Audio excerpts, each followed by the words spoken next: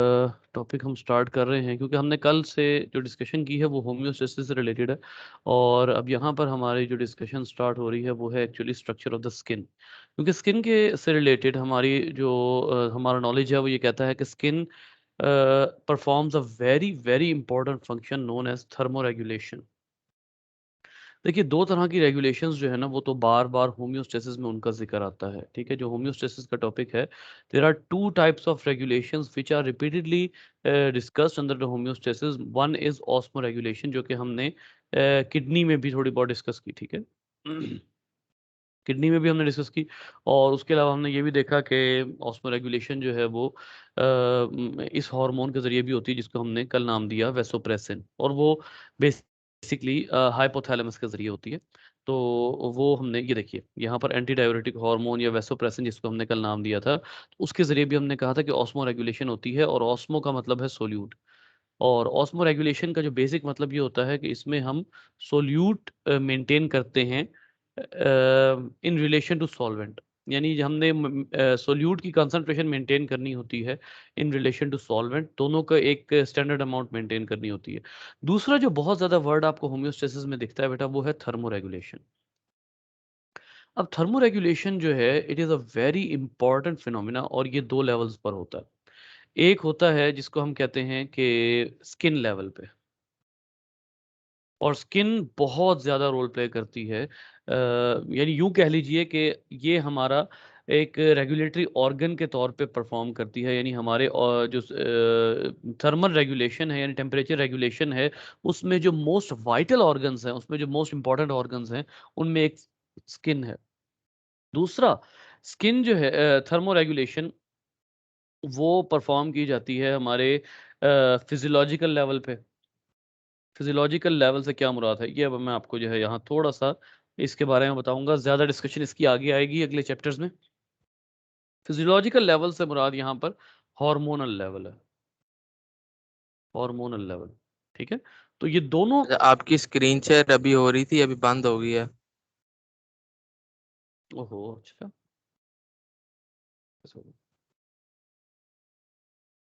Physiological और skin level जो है वो ये मैं लिख रहा था, स्किन लेवल और फिजियोलॉजिकल लेवल। सो फिजियोलॉजिकल लेवल जो है, अब इसमें जो हार्मोनल लेवल है इसका थोड़ी देर बाद इसको हम स्टडी करेंगे। और ये बेसिकली आगे एक चैप्टर्स आएगा जिसमें हम हार्मोन्स पढ़ेंगे, तो उसमें भी हमें थोड़ी बहुत अंडरस्टैंडिंग हार्मोनल लेवल की होगी। बेसिकली हमने यहाँ पर स्किन लेवल पे जो है वो थर्मोरेगुलेशन देखनी है। और इसमें जो हमने देखना है वो असल में सबसे पहले हम यहाँ पर देखेंगे। First of all we will be discussing the structure of the skin, structure of the skin.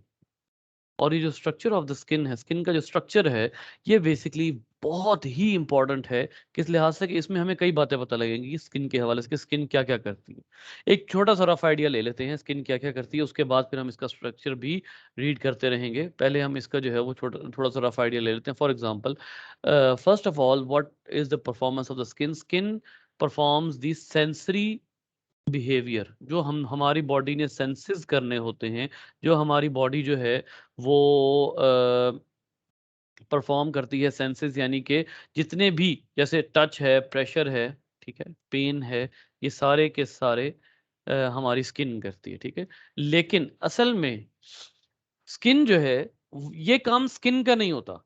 ये गौर से सुनिएगा।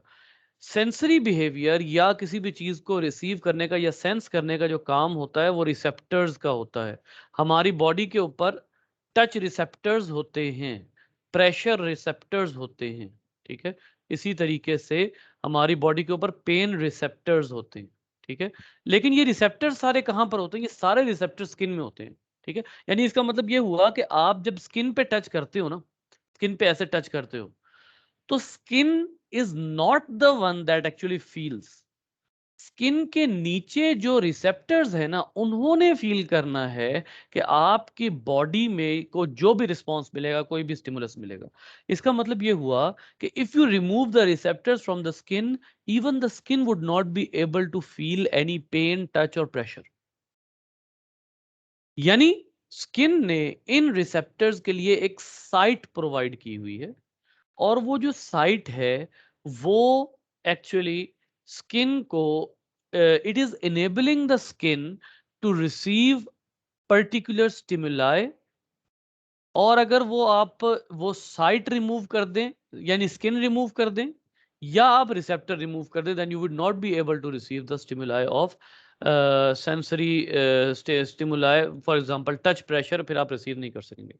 फिर एक और बहुत इंपॉर्टेंट चीज जो हमारे स्किन में मौजूद होती है, दोज आर हेयर्स, हमारे बाल हैं, ठीक है। और इनका काम जो है, इनका बहुत ज्यादा रोल होता है थर्मोरेगुलेशन में, थर्मोरेगुलेशन में बड़ा रोल होता है। और इसमें जो हमारे हेयर्स होते हैं, इनका एक फिनोमेना होता है जिनको हम कहते हैं गूज बम्प्स, जिनको हम कहते हैं उर्दू में रोंगटे खड़े हो जाना। तो ये जो गूज बम्प्स हैं, ये हमारे हेयर्स में होते हैं, और इसमें भी स्किन इन्वॉल्व होती है। फिर एक और बहुत इंपॉर्टेंट चीज़ जो हमारे स्किन में मौजूद होती है, वो स्वेट ग्लैंड्स हैं, जिनसे हमें स्वेटिंग होती है। और एक बात तय है कि हमें 24 आवर्स स्वेटिंग होती है, either we are living in a very cold area और वेरी हॉट एरिया। स्वेटिंग का लेवल डिपेंड करता है, सम टाइम हमें बहुत कम स्वेटिंग होती है। क्यों? बाहर का टेम्परेचर इतना होता है, आपको ये बात मैंने बहुत अच्छी तरीके से बेटा समझाई हुई है, और आपके जहन में ये बात आ जानी चाहिए कि स्वेट एक्चुअली इवेपोरेट्स, और जब स्वेट इवेपोरेट होता है, स्वेट इवेपोरेट होकर हमें कौन सा इफेक्ट प्रोवाइड करता है? कूलिंग इफेक्ट प्रोवाइड करता है। स्वेट हमें कूलिंग इफेक्ट प्रोवाइड करता है। अब अगर स्वेटिंग होगी, हम सर्दियों में जब बाहर जाते हैं तो हमें स्वेटिंग होती है, लेकिन वो जैसे ही स्वेट बनता है, फौरी तौर पे वो स्वेट इवेपोरेट हो जाता है। अगर आपके इन्वायरमेंट में स्वेट इवेपोरेशन कब होती है, ये भी मैं अब आपको बता देता हूँ थोड़ा सा। स्वेट तब इवेपोरेट होता है when the vapour pressure of air is less than the sweat pressure on your skin. जब आपकी स्किन पे स्वेट प्रेशर इतना ज्यादा होगा कि बाहर जो एयर में स्वेट प्रेशर है वो कम हो, यानी फॉर एग्जांपल कि एयर में वेपर प्रेशर कब ज्यादा होता है, ये किस मौसम में ज्यादा होता है? ये होता है ह्यूमिडिटी में। ह्यूमिडिटी में एयर का वेपर प्रेशर बहुत ज्यादा होता है। अब आप क्या करते हैं? अब आप उस एयर के वेपर प्रेशर को जो है, अगर वो ह्यूमिडिटी कम है तो आपका पसीना फौरन सूख जाता है, हब्स कम है तो आपका पसीना सूख जाता है, क्योंकि वेपर प्रेशर कम होता है। लेकिन अगर वेपर प्रेशर ज्यादा हो, आपकी ह्यूमिडिटी यानी हब्स ज्यादा हो, तो आपका पसीना नहीं सूखता, ठीक है। सर्दियों में आपको पसीना आता है, लेकिन सर्दियों में वेपर प्रेशर इतना कम होता है कि फौरी तौर पर जो वाटर होता है आपकी स्किन से वो रिमूव हो जाता है, स्वेट रिमूव हो जाता है, और आपको ठंड ज़्यादा लगती है, ठीक है। तो ये एक बहुत इंपॉर्टेंट फिनोमेना है। फिर इसी तरीके से स्किन के अंदर आपकी स्किन के अंदर ब्लड कैपिलरीज होती हैं, ब्लड कैपिलरीज, और ये आमतौर पे इन कैपिलरीज का बड़ा ही अहम रोल होता है, वो हम इंशाल्लाह आगे सीखते हैं, ठीक है। Blood capillaries are here, and these blood capillaries perform very important functions. अच्छा, उसके बाद जो है यहाँ पर कुछ नर्व्स वगैरह भी होती हैं, वो एक अलग बात है, उनको हम बाद में देख लेंगे। So let's have a look on the skin. Skin जो है इसके हवाले से, अच्छा एक और बात मैं यहीं पर आपको बता देता हूँ कि स्किन की दो लेयर्स होती हैं, लेयर्स ऑफ स्किन। स्किन की एक लेयर होती है ऊपर की तरफ, जिसको आप कहते हैं एपिडर्मिस, इसको आप एपिडर्मिस कहते हैं। और ये आम तौर पर ये डेड सेल्स, ये सारे आपके डेड सेल्स होते हैं, ये वो सेल्स हैं जो कि बहुत ही बारीक लेयर है आपकी स्किन की, और इसको आप ऑब्जर्व कर सकते हैं इन योर वेस्ट्स, ये जो जिसको हम उर्दू में बुनियान कहते हैं, इसमें भी आप ऑब्जर्व कर सकते हैं, and in your white suits, जो आप वाइट सूट पहनते हैं। कैसे ऑब्जर्व कर सकते हैं? आप अगर घर से बाहर ना निकलें, घर में ही रहें, तब भी कुछ दिन बाद आपका वाइट सूट मैला हो जाता है, कॉलर से, या वैसे आपने फॉर एग्जांपल नीचे जो है वो वेस्ट वगैरह नहीं पहनी हुई, तो आपका वाइट सूट मैला हो जाता है। क्यों? क्योंकि वो जो डेड सेल्स होते हैं वो वाइट सूट पर चिपक जाते हैं। बेड की चादर चेंज करनी चाहिए हर कुछ अरसे बाद, क्योंकि वो जो डेड सेल्स होते हैं वो आपके बेड पर बिखरे हुए होते हैं। तो ये जो डेड सेल्स हैं, ये मुस्तकिल हमारी एपिडर्मिस पे मौजूद हैं। फिर उसके बाद एक लेयर आती है और, जिसको आप कहते हैं ग्रैन्युलर लेयर। यहाँ पर ग्रैन्युलर लेयर के नाम से एक लेयर बिल्कुल एपिडर्मिस के नीचे होती है। उसके बाद फिर एक लेयर और आती है यहाँ पर, जिसको आप जो है वो यहाँ पर अगर मैं नाम दूं, माल्फिजियन लेयर कहते हैं इसको, माल्फिजियन लेयर कहते हैं। फिर एक उससे भी नीचे मैं यहाँ ड्रॉ कर देता हूँ आपको, फिर चलते हैं वहीं उसी डायग्राम पे चलते हैं, हल्की फुल्की ड्राइंग यहाँ पे कर देते हैं। इसके नीचे आपके पास एक लेयर है जिसको आप नाम दे रहे हैं माल्फिजियन लेयर। ये लेयर होती है बेसिकली जिसमें सेल्स जो हैं वो अलाइव होते हैं। उससे नीचे एक बहुत बड़ी सारी लेयर स्टार्ट होती है हमारी स्किन की, and that large layer is called as the dermis. आपकी जो भी कैपिलरीज वगैरह होती हैं, नर्व्स वगैरह होती हैं, रिसेप्टर्स होते हैं, ये बेसिकली डर्मिस में होते हैं। इवन जो हमारे स्किन से बाल निकलता है वो आता तो माल्फिजियन लेयर से है, लेकिन वो डर्मिस तक पेनिट्रेट हुआ हुआ होता है, इस तरह से पेनिट्रेट हुआ हुआ। तो so let's have a look on the proper diagram. यहाँ पे जब आप देखते हैं तो जो स्किन है उसमें कॉर्निफाइड, इसको कॉर्निफाइड लेयर कहते हैं। ये जो होती है ना, ये जो लेयर है जो कि डेड लेयर है बेसिकली, ये पूरी एपिडर्मिस है। तीन दो लेयर्स जो हैं, या तीन लेयर्स, ये तीन लेयर्स मिलके एपिडर्मिस बनाती हैं। ये थोड़ा सा मैं जो है वो बात को मिक्सअप कर गया। तीन लेयर्स हैं जो मिलके एपिडर्मिस बना रही हैं बेटा। पहली लेयर है कॉर्निफाइड, जो टोटल डेड लेयर्स हैं, टोटल डेड सेल्स। उसके बाद ग्रैन्युलर लेयर है, ग्रैन्युलर लेयर, फिर माल्फिजियन लेयर है। ये तीन लेयर्स मिलके एपिडर्मिस बना रही हैं। उससे नीचे, माल्फिजियन लेयर से नीचे, यहां से स्टार्ट होती है डर्मिस। इससे नीचे डर्मिस स्टार्ट होती है और फिर ये डर्मिस जो है ये डेप्थ तक चलती है। ठीक है, तो चार लेयर्स तो हमारे सामने हैं, तीन इसके अलावा होती हैं, लेकिन वो हमारे फिलहाल, क्योंकि हमारा इस वक्त पर्पस नहीं है, लिहाजा हम उन तीन लेयर्स को टच नहीं करेंगे। अब यहाँ एक और बात ध्यान में रखिएगा कि हमारे जो यहाँ पर जो बाल होते हैं, ये अगर मैं आपको उसकी बात करूँ, जो हमारे ये जो बाल होते हैं, हमारे स्किन पर जो बाल उगते हैं, ये बाल एक्चुअली आते हैं माल्फिजियन लेयर से। बालों के सेल असल में माल्फिजियन लेयर में होते हैं, लेकिन इतना एक्सटेंसिवली ग्रो करते हैं बाल कि इसका जो हेयर फॉलिकल होती है ये यहाँ तक आ जाती है, इधर से। ठीक है, यहाँ पर स्टेटमेंट लिखी हुई है, उस स्टेटमेंट को अगर आप रीड करें ना, तो ये देखिए लिखा हुआ है कि all the hairs are embedded in the dermis, they are produced by the epidermis. ये एपिडर्मिस से, the Malpighian layer of epidermis sinks into the dermis, forming a hollow tube called hair follicle. Each hair grows inside the hair follicle at the base of, ये देखिए, यानी basically हुआ क्या है, इसको अगर आप थोड़ा सा एक और अंदाज से देखें, यहाँ पर मैं अगर आपको ड्रॉ करके दिखाऊं, तो होगा ये कि आपकी जो सबसे आउटर लेयर है वो आपने क्या कहा, वो है कॉर्निफाइड। ये अभी मैं इसीलिए आपको कह रहा था कि मैं थोड़ा सा जो है वो बात को घुमा गया। ये कॉर्निफाइड है। कॉर्निफाइड के नीचे आपके पास जो है वो एक और लेयर है जिसको आपने भी कहा है ग्रैन्युलर लेयर। फिर उसके नीचे आपकी बॉडी की आपके जो है वो एक और लेयर है जिसको आपने कहा है मॉल्फिजियन लेयर, मॉर्फिजियन लेयर। ठीक है, ये ग्रैन्युलर लेयर है, ये मॉल्फिजियन लेयर है, और ये कॉर्निफाइड लेयर है। ये तीनों मिलके एपिडर्मिस बना रही हैं। अच्छा, मॉल्फिजियन लेयर के बारे में मैं अब आपको यहाँ पर ये बता देता हूँ कि ये थोड़ा सा इसको चेंज करते हैं। बेसिकली होता ये है कि मॉल्फिजियन लेयर वैसे तो सीधी होती है बिल्कुल, लेकिन जब मॉल्फिजियन लेयर ने बाल उगाना होता है तो मॉल्फिजियन लेयर डर्मिस में बेंड होती है। यानी इसका मतलब ये हुआ कि एक्चुअली मॉल्फिजियन लेयर ने क्या किया है, ये डर्मिस है, इसने डर्मिस को बीच में से काट दिया थोड़ा सा, ये पूरी डर्मिस है। ठीक है, ये डर्मिस है, इसने डर्मिस के अंदर एक पूरी पेनिट्रेशन कर ली है, और यहां से फिर क्या है, यहां से फिर जो है वो बाल उगता है, यहां से फिर जो है वो हेयर उगता है, और यहां से हेयर उग के उसके बाद फिर बाहर आता है। ठीक है, उसके साथ साथ ये जो माल्फिजियन लेयर है ये कुछ मसल्स भी बनाती है। यहाँ पर कुछ मसल्स होते हैं जो बहुत ही इंपॉर्टेंस रखते हैं हमारे बालों के लिए। ठीक है, इनको हम कहते हैं इरेक्टर मसल्स। ये देखिए,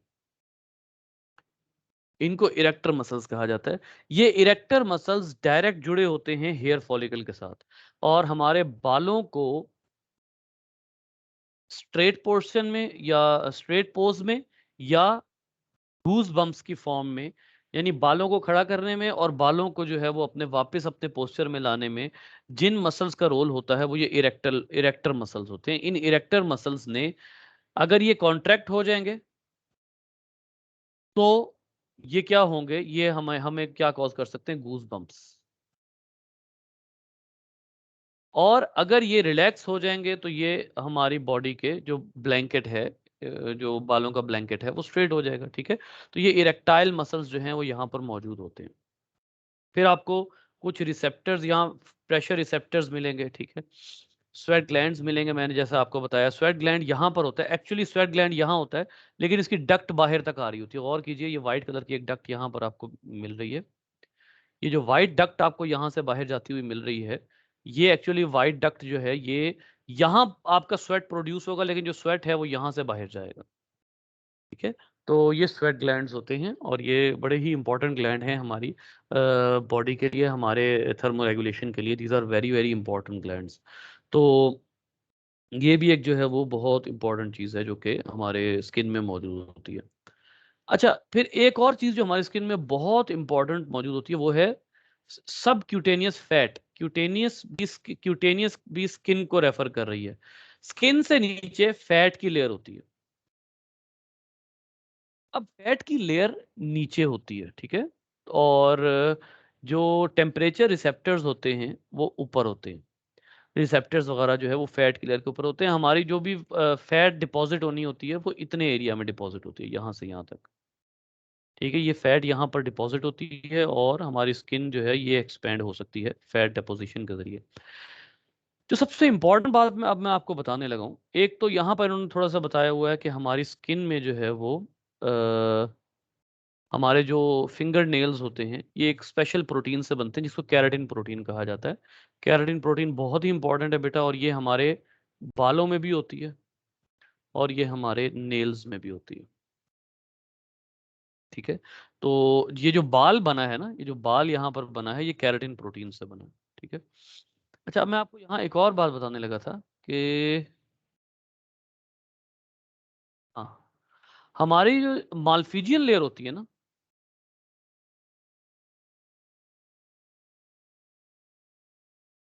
अच्छा हाँ, ये यहाँ पर लिखा हुआ है कि ये जो मालफिजियन लेयर होती है ना इधर, एपिडर्मिस की तीसरी लेयर जो मालफिजियन है, यहाँ पर एक पिगमेंट होता है जिसको हम कहते हैं मेलानिन। बेटा इसका ये पता है, याद है आपको मेलानिन का क्या फंक्शन है? अ, हाँ जी, मतलब कि स्किन कैंसर प्रिवेंट करती है। ये बेसिकली हमारी स्किन का पिगमेंट है जो कि हमारी स्किन को कलर देता है। अब ये स्किन कैंसर प्रिवेंशन में भी काम आ सकता है। ये हमारी बॉडी को लाइट इंटेंसिटी से प्रोटेक्ट करने में भी काम आ सकता है। तो ये जो मेलानिन है ये किन सेल्स में ज्यादातर होता है? ये प्रोड्यूस होता है मालफिजियन लेयर में। यहाँ देखिए बाकायदा तौर पे लिखा हुआ है कि the pigments also protects your skin from harmful ultraviolet rays of sun. It becomes darker on long exposure of the sun. जितना ज्यादा लाइट आएगी उतना ही ज्यादा ये पिगमेंट प्रोड्यूस होगा मालफिजियन लेयर के सेल्स से। ठीक है, so it is a very important layer and very important pigment. तो ये जो आपको यहाँ पर टिडबिट दिया हुआ है इन्होंने, ये जरूर पढ़िएगा क्योंकि यहाँ से जो है वो आपको रैंडमली एक क्वेश्चन जनरेट किया जा सकता है। अच्छा जी, यहाँ से देखिए अब इसके बाद एक सबसे इंपॉर्टेंट बात जो है वो मैं अब आपको बताने लगा हूँ कि हमारी जो स्किन होती है उसमें बहुत इंपॉर्टेंट जो रोल होता है वो ब्लड वेसल्स का होता है। ब्लड वेसल्स का होता है। हमारी जो ब्लड वेसल्स होती हैं ये आपको पता है कि जाहिर सी बात है स्किन को आने वाली जो ब्लड वेसल्स होंगी ना उनको आप क्यूटेनियस आर्टरी, ठीक है, क्यूटेनियस आर्टरी, क्यूटेनियस आर्टेरियोल्स, इनको क्यूटेनियस का नाम देंगे जो स्किन की तरफ आएंगी। फिर क्यूटेनियस कैपिलरीज, फिर क्यूटेनियस वेन्यूल्स और फिर क्यूटेनियस वेन्स। ये क्यूटेनियस के नाम से होंगे। ठीक है, अब देखिए यहाँ पर अब एक और मज़ेदार बात मैं आपको बताता हूँ कि हमारी ये जो क्यूटेनियस वेसल्स होती है ना, इनका क्या होता है कि पहले आती है, यहां से हम स्टार्ट करते हैं आर्टरी को।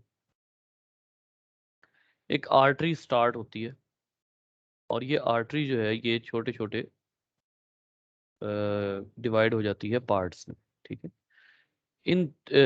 इस बाइफरकेशन को, इस आर्टरी के डिवीजन को हम क्या कहते हैं? These are known as arterioles. Arterioles. अभी जो आर्टेरियोल्स होते हैं ये आगे मजीद छोटी छोटी, आपको पता है कि वेसल्स में डिवाइड होते हैं और इनको हम कहते हैं कैपिलरीज। ये कैपिलरीज जो हैं ये स्किन तक जाती हैं और वहां से ये वापस आती हैं in the form of veins. Basically यही कैपिलरी है, ये वापस मुड़ेगी, यहां से ये कैपिलरी वापस मुड़ेगी, वापस मुड़ के इसके करीब से गुजरेगी और यहां से होती हुई बाकी कैपिलरीज के साथ और मजीद कैपिलरीज के साथ, जैसे यहाँ पर कुछ और कैपिलरीज के साथ आकर मिल जाएंगी और ये बना देगी वेनियोल। इसका भी आपको आइडिया है। और ये वेनियोल जो है ये आगे जाके वेन बनाएगी। कैसे? कि यहाँ से एक और वेनियोल आ रही होगी, ये उस वेनियोल में ऐड होके वेन बना देगी। तो ये जो है ये कैपिलरी है, ये कैपिलरीज है। अब होता क्या है, मैं अब आपको आर्टेरियोल्स के बारे में और आर्टेरियोल्स और वेन्यूल्स के बारे में मैं आपको एक बात बताना चाह रहा हूँ। ये जो है ये वेन्यूल है। बेटा आर्टेरियोल और वेन्यूल्स में एक एक चीज बड़ी कॉमन होती है, खास तौर पे आर्टेरियोल्स में, जिसको आप कहते हैं वेजो कंस्ट्रिक्शन और वेजो डायलेशन। ये दो ऐसे वर्ड्स हैं बेटा कि इन दो वर्ड्स के हवाले से आपने सारी जिंदगी नहीं भूलना कि इन वर्ड्स का मतलब क्या है। मतलब these are ultimately important, ultimately important. क्या होता है इसका इसका मतलब क्या होता है? वेजो कंस्ट्रिक्शन में वेजो का मतलब है वेसल और कंस्ट्रिक्शन का मतलब है नैरोइंग।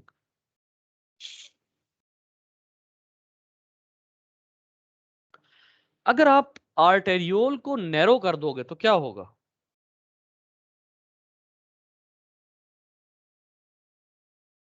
ये आर्टेरियोल है, आप क्या करते हो? आप इसका साइज नैरो कर देते हो। इसके वेजो कंस्ट्रिक्शन का मैं अब बता रहा हूं आपको। आप जब इस वेसल का डायमीटर नैरो कर दोगे तो इसमें दो काम होंगे। One, blood pressure would increase, इसका ब्लड प्रेशर बढ़ जाएगा। Number two, blood flow would decrease. इसका मतलब यह है कि अगर आपने स्किन में अपने ब्लड का फ्लो कम करवाना है तो क्या करेंगे आप वेजो कंस्ट्रिक्शन करेंगे। वेजो कंस्ट्रिक्शन कर दें, आपकी स्किन में ब्लड का फ्लो कम हो जाएगा। देखिए यहां पर इसको अभी एक और अंदाज से देखिए कि ये जो कैपिलरीज हैं ये वो कैपिलरीज हैं जो स्किन स्किन में है। ब्लड कहां से आना है? आर्टरी से ब्लड पहले आना है आर्टेरियोल में। अब अगर जब ब्लड आर्टेरियोल में आएगा और आपने आर्टेरियोल को नैरो कर दिया, इसका मतलब है स्किन में आपका ब्लड अब कम आएगा।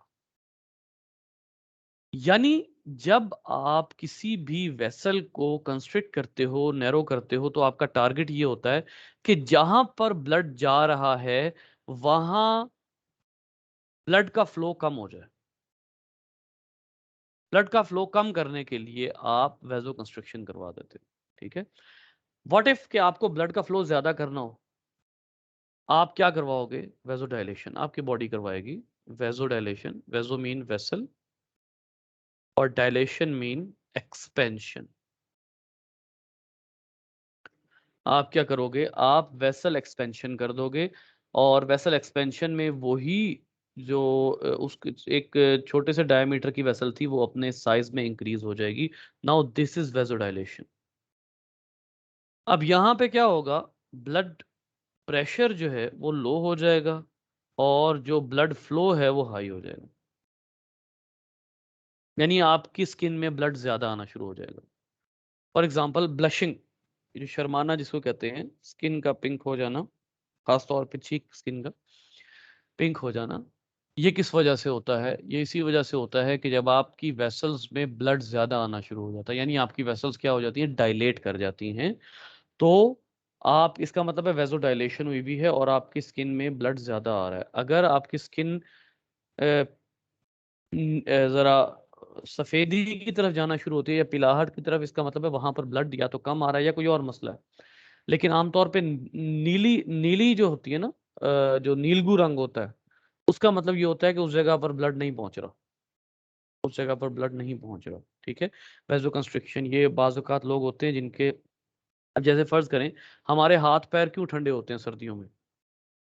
हमारे हाथ पैर इसलिए ठंडे होते हैं कि हमारे हाथों को जाने वाला ब्लड, उसकी ब्लड वेसल कंस्ट्रिक्ट कर दी जाती है, क्योंकि हाथों और पैरों से हीट बहुत ज़्यादा होती है, हमारे ब्लड में हीट होती है, हमारा ब्लड हीट कैरियर होता है। अब जब ब्लड हाथों की तरफ हीट लेकर जाएगा तो वो हीट लॉस होने का अंदेशा होगा, लिहाजा हाथों की तरफ जाने वाली वेसल को क्या कर दिया जाता है, कंस्ट्रिक्ट कर दिया जाता है, ताकि वहां कम ब्लड जाए। और जब कम ब्लड जाएगा तो हीट भी कम लॉस होगी, इसलिए आपके हाथ भी ठंडे हो जाते हैं, पैर भी ठंडे हो जाते हैं। तो वेसल जो है वो मकसद के तहत उसको डायलेट भी किया जा सकता है, कंस्ट्रिक्ट भी किया जा सकता है। जी बेटा, क्लियर है? ठीक है।